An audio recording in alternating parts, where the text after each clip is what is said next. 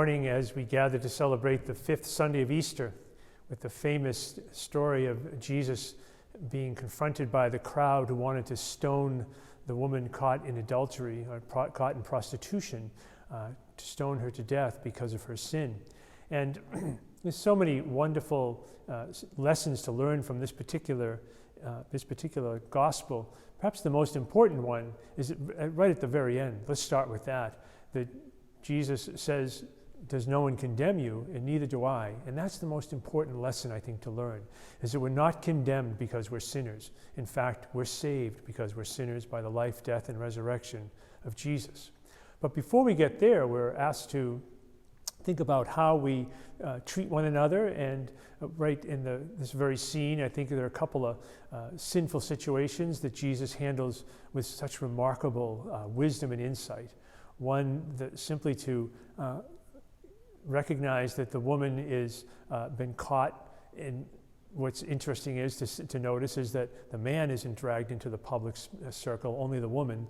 But then and so Jesus points out a little bit of the hypocrisy of that, but also too the hypocrisy of the fact that all these people with their sin are coming to stone this woman for her sin.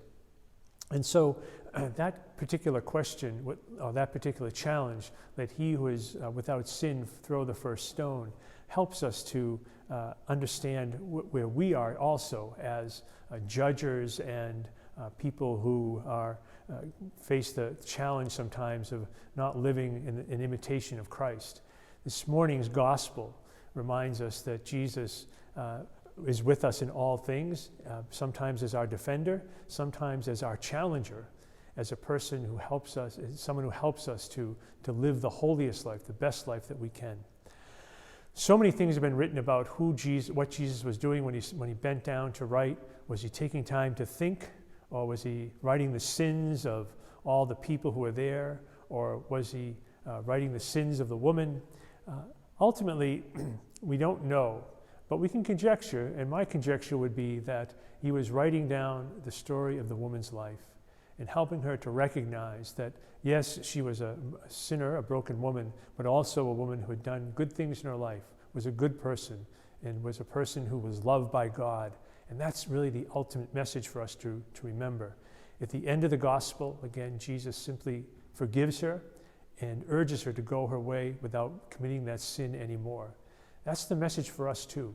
All the time that we go to confession, that we are simply sent off, healed by the Lord, by his grace, the grace of the sacrament of reconciliation, and urged to live a holy life, to do these things no more. This Sunday we might reflect on the things that we need to do no more, that we might, like the woman, grow in holiness. And God bless you this weekend.